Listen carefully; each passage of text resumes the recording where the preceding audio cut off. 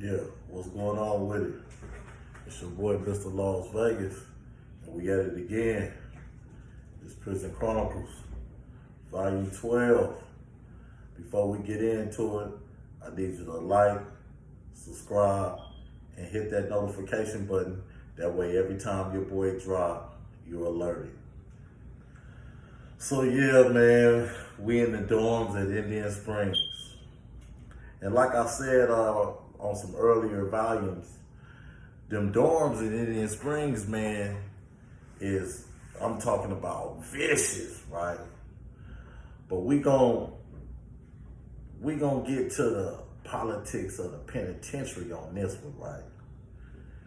And it's gonna throw y'all from the loop, but it's the truth. I mean the God honest truth, right? So we're at Indian Springs is jumping, you know. For those that don't know, we got the motherfucking fiayennos going on. So, you know, every night it's a motherfucking show, you know. Niggas is on that motherfucking hoop. Niggas is on internet. Niggas on YouTube. Niggas is FaceTime and all the shit is going down, right? So, for like 6-7 months, it's rocking and rolling. You know, ain't nobody hit the unit, no nothing. Everything going on. Ain't nothing but a whole bunch of money making going on, right? So I got a bunkie right across from me from Memphis, man. His name was Jack Boy. Everybody that was at Indian Springs know who I'm talking about. Dizzy was there. Shout out to Nitro Glisten. He was there. Shout out to Interstate. Interstate was there for sure. Shout out to Philly from motherfucking Meadowview. He was there, right? Shout out to Bone from neighborhood in Compton. He was there, right? All the players was there, right? Duke was there. And I'm going to just name the motherfuckers that was immediately involved in it, right? So, Fat Rob was there. JoJo was there. Of course, I was there, right? So, it had been some commotion, man. They had all these phones. So, it had got so lovely. The dorm had 8 phones. 4 on one side, 4 on another side. But niggas would be on them, you know, I'm a phone bandit. I stay on the phone all the time, right? So, but nigga really wasn't tripping because we had the real phone. You know what I'm saying? But a nigga stay on the prison phone. They make everything look good and keep everything regular, right? So, it's rocking and rolling. It's going down. I'm talking about going down in the unit. So, prior to all this shit happening, right, you got a whole bunch of niggas in the unit that's off that spice. So niggas is, like I say, they doing whatever they can for that spice, right? So one Pacific day, just tell you how this dorm was off the hook. So one Pacific day, niggas is off the spice. Niggas don't got money, still trying to get loans and racking up debts, and niggas is cutting them off. So you can always tell in the dorm, because you can't hide, ain't no walls and nothing. So you can always tell in the dorms when niggas is broke and they want to get high, but they don't have no money to get high and they ran out their credit. You dig what I'm saying? Because niggas start walking hella laps. Niggas just start walking in areas they not supposed to be walking in, right? Shout out to Trigger Man, Trig there. Everything I'm saying is the truth and nothing but the truth. It's certified Gersons that was there. Trigger Man shot you out. They know for sure what I'm saying is the truth and nothing but the truth, right? So I'm watching the activity all day, right? And I look over at Interstate, say, watch, niggas gonna start stealing in this motherfucker. Watch, because they can't afford to keep getting high and they strung out. So they dim the lights. You know, normally they cut all the lights off, but they dim them right before they cut them off so they can do the count, right? So they dim the lights, the CEO come by, do his little count, right? Now the lights dim, so I'm sitting on the bunk like this, real low, and I'm just looking. I'm just looking at all activity, because it was like a movie in that motherfucker, because it was always something, right? Somebody getting stabbed, somebody getting their ass whooped, somebody getting jumped, or a ride was right around the corner, right? So I'm just looking at activity, and I'm watching motherfuckers going in areas they don't supposed to go in. And me and my pimp partner, Interstate, we had our roll sold up. And we got Jack Boy over there right behind me from Memphis. We had our house sold up. Niggas was not coming over there just to be coming over there. And niggas know if something come up missing in this area, it's finna go down, right? So they damn sure wasn't gonna try Memphis, because Memphis was with the bullshit. And he was pressing the line no matter what nobody said. Nigga was pressing the line, and that nigga was not doing no folding, right? And you had Cash from Memphis right over the hook from them. There was only 2 Memphis niggas in the unit, and they was rocking and rolling together, right? So I'm sitting there watching the activity. So I see the little nigga go over there and touch something on the white boy stand. Now, you know, this is cross politics shit. Black dude ain't got no business touching no white dude shit. So I'm sitting back, I watch it, but I don't say nothing. Now, the white boy, he's strained out too, but he good people. He fix everything, clean the nigga sheets. He just a stumped down hustler. I was making racks off this white boy, right? His girl had money. So I'm just sitting back watching. White boy was doing laundry. So now they cut the lights out. So it's dark, but that don't mean nothing, nigga. It's dark. Niggas is moving around like it's daytime at night, right? Because like I say, we got the phone, so niggas start setting up their little shit, niggas dropping their little tents if they got a bump, and niggas start getting acclimated with the phone, right? So I'm watching this shit. I see the white boy come back with the laundry. First thing he do, because he smoke, is go to his shelf to get his little shit so he can smoke. When he look on his shelf, you can tell he looking for it, he can't find it. And he tweaking, he want to get high. So he just say, hey, who the fuck been in my area? Right? So I was, like I said, I was like this. When he say that, I get all the way up. I say, okay, here we go. Who the fuck been in my area? First thing he say, G-Money, was somebody in my area? I said, man, I don't know. I ain't in the penitentiary for snitching. So I'm like, I don't know, but I seen the whole play from jump, right? I'm like, I don't know. He asked Interstate. He said, man, y'all didn't see nobody, don't nobody come in our area? I said, no, right? I didn't see nobody, right? So one of his buddies, one of the white dudes say, hey, I seen the guy over there go in your area. And when he say it, I'm knowing he telling the truth. I'm like, oh shit, here we go. So he's like, what? So he right on the, loud as motherfucker, hey, you was in my fucking area? He was like, yeah, man, I came and got a battery. He said, well, why you come in my area and grab a battery? So use the batteries to smoke with. He said, why you come in my area to use a battery without telling me? Oh man, we always be going to each other areas. No, we don't. Right? So I'm like, here we go. Right? He like, man, my spice missing. Man, I didn't take, yes you did, motherfucker, you took it. You took it. My homeboy says he seen you took it. And the white boy right there vouching. Yeah, I seen you took it. We're like, what? Woo, woo, woo, woo. Now the dude that took it, a Gerson. So we rocking with Trigger Man, the Gersons, all of them. Then we all black anyway. So nigga, the Gersons ain't alone. Nigga, we all finna put our shoes on. So I watch him go to the shot caller.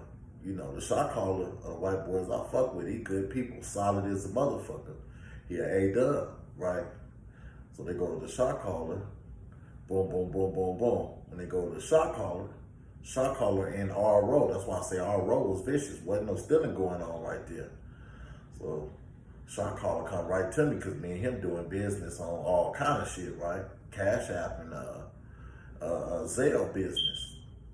So he come right up to me, AG Money. Man, they said they seen him still, man. We want to get at him. I say, okay. I say, hold on. He said, man, he gotta go. Y'all know the rules, right? Y'all know the rules, right? He gotta go, because the rule is you're gonna get stabbed up, you're gonna get rolled up. There's something bad gonna happen to you, right? So I'm like, hold on, man. He's a Gerson. You know what I'm saying? So I go over there to Trigger, man. Hey, man, they talking about the boys stole this. Like, what they on? They talking about he gotta go, he gotta do this, he gotta do that. Trigger man, like, nigga, my homeboy ain't gotta do a motherfucking thing. So right then and there, I'm like, bet, let me go put my shoes on, cause that's my nigga Trigger man. I'm riding with him, right? So I tell Interstate, put your shoes on. Interstate like, all right, bet. Interstate a pimp. He ain't, you know what I'm saying? He gonna ride with me, win, lose, or draw. So Interstate put his shoes on. I tell Philly Adamu, I tell everybody in the area that's on the team, put your shoes on. I tell Memphis, put your shoes on, right? And next thing you know, the shot caller go to the Mexicans. So I know it's gonna go down, right? So he go get the Mexicans, and all the white boys get up, all the Mexicans get up, and we in the dark with no lights, bro. I'm like, oh shit, here we go, right? So they all get up. Yeah, he gotta go. Like, man, no, he not. So it's more blacks than the whites and the Mexicans. So we all get up. All the niggas that's on Hub, nigga big with all the shit, we all in the front. What's going on? Well, look, he was like, well, he wants a head up fade. He said he don't gotta roll up, he wanna fade him. So, sure enough, they orchestrate a fade between the little nigga from Gerson and the white boy, right? White boy tall as a motherfucker, little nigga from Gerson short. So they go up in there and fade. The white boy try to get off. He get one little hit, and the nigga, that was it. The nigga from Gerson, I'm talking about, beat the dog shit out of him, right? So when he come up out of there, motherfucker sideways looking raggedy. So you can tell the white boys and Mexicans mad. It's a motherfucker. Because this nigga just stole your shit. You called him out, begged your shot caller to catch a head up fade with him. Your shot caller said, okay, that's all you want? He said, I just want to scrap, right? And go up in there and get dog walk, right? So the shit was so motherfucking funny. I was sitting like, yeah, here we go, right? But it was a good thing because it stopped a riot from happening, right? So, you know, the G's end up DPing him. He come up out that motherfucker raggedy as a motherfucker, right? Won a fight and then got his ass toe up, right? And them Gerson Gerson DPs ain't no motherfucking joke, right? I done seen them, and when niggas get DP from the Gerson for stealing or doing some real foul shit, boy, I'm talking about they get their ass whooped. Niggas be coughing up blood and some more shit, right? So boom, I stay up to like 3, 4 in the morning because I'm still on the edge. I don't know if niggas on sneak thief shit or what. So I told myself, nigga, I ain't closing my eyes till niggas stop moving. So around 3 or 4 niggas stop moving, right? So boom, the next day, everything good. Nigga go to breakfast. We rocking and rolling. So remember I told you niggas got them phones and shit up in there, right? And we ain't been hit. So I'm like, man, shit. So, boom. Now the day done went by. Now it's nighttime. I'm like, shit, they just ain't gonna hit us. So all of a sudden, right? Nigga, we see like 65 police coming right down the hill, because the unit we in, we can see the police coming. So one of the niggas that got the phone, right, this goofy motherfucker Gino, right, know everybody be using the phone, all the shit. I gave a nigga a 5-star hiding spot. This nigga wouldn't use it. So they coming down the tier. He panicked, don't use the hiding spot. go to take the phone in the janitor closet. While this stupid motherfucker do that, the police watching me, right? When all the police come down, bro, guess what? They wasn't even coming to our unit. They went to another unit. So these niggas done locked the phone in the janitor's closet. So I'm like, these dumb motherfuckers. So now he go ask one of the inmates, I ain't gonna say inmate, one of the convicts to try to get the CO to open up the janitor's closet so he can get his phone. CO calmly put his gloves on. Okay, I'll open it. So when he go down there to put the key at the door, he give him the catch. He give him a fake 22. He turn the key and say, "Hey, yeah, y'all back up. Let me check it first." Because he had already seen the move. He was just waiting on these niggas, right? Show you how dumb and weird this nigga Gino was, right? So, boom, they go. Boom, he go right in there, find the phone, right? When he come out, he point at Gino and another dude, say, "Yeah, I seen you put the phone in there. We getting the write-up," right? So he beg, please, right? So I'm like, here we go, right? So you see the nigga Gino trying his hardest to try to find somebody to take the phone for him, right? So he said, "I'm telling them it ain't mine. I'm telling them it ain't yours." So niggas that's using the phone and know they got shit in the phone, we like, nah, nigga, you gotta take that. You know what I'm saying? You got caught with it, nigga. You gotta go tell that nigga that's your phone. You don't tell the nigga it ain't your phone, homie, and all our business in there. You gonna get the whole car took down. So he like, man, well, you know, if they go in the phone, we all caught anyway. I say, nigga, you shouldn't let them go in the phone. Just say it's yours, nobody else had nothing to do with it, and take your bitch ass to the hole. He don't want to go to the hole. He's still going with it. He didn't have nothing to do with it. So I'm telling y'all, man, these the type of niggas you watch out for. Because if you in a car with a nigga like that, and he got a gun in the car, and you may not even know about the gun, this the type of nigga that when the police pull y'all over and they find the gun, he gonna say it ain't his. And he gonna make sure both of y'all go to jail. And the police gonna either put the gun on one of y'all or both of y'all. This the type of nigga he is, right? So please stay far away from niggas like that. But the gang bit him in the ass because they end up writing him up anyway, taking the nigga on a level reduction and getting him up out of there. But in the midst of all that, before he got his charges, he bribed one of my homeboys, Fat Rob, and told him, "Hey, you go up there and say it's yours, and I'll give you 5 bands." So the homie like, "Yeah, for sure, it's good." He goes up there and tells him it's his. They book him and the homie, and he never gave the homie the 5 bands. To this day, the homie never got the money. This the type of shit I'm talking about with weasel ass niggas. If we knew this nigga was a weasel like that from the jump, we would have never been fucking with this nigga, bro. But it was too late. We had already been taking pictures of that motherfucker online, putting in work on that phone, you feel me?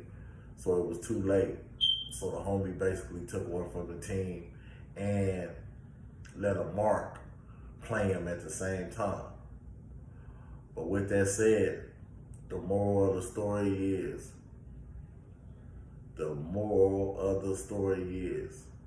don't steal.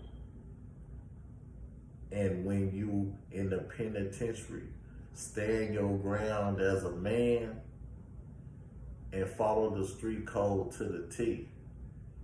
If something is yours, you don't say it's not yours and get everybody else wrapped up in it.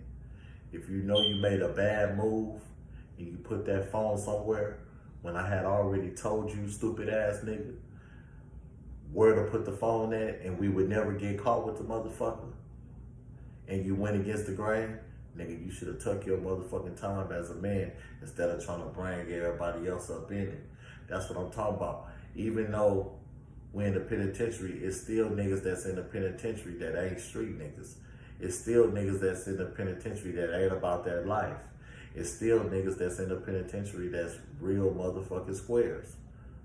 It's still niggas in the penitentiary that say they non-affiliates, but as you get to know them, they from this clique, or they from this hood, or they grew up over here. So it's always a weasel. It's always somebody in the system that's trying to play the system and play the convicts and play the inmates. And you gotta be sharp to notify. You gotta be sharp to recognize it. You dig what I'm saying? And when I say you gotta be sharp to notify it, you know what I'm saying? I'm talking about when you looking at shit, you notifying your brain. Okay, check. That's foul. Okay, check. That's foul. And you watching the activities and you watching the comings and the goings of motherfuckers and looking at niggas' mannerisms, it's gonna speak volumes. Bullshit ain't nothing. If you want the blueprint to survive in that motherfucker and stay out the way, check these Prison Chronicles out, bro. You'll learn a lot of shit about how to stay out the way. And you can take this shit that you learn on these Prison Chronicles to the streets. Mr. Las Vegas for the record. And I'm out.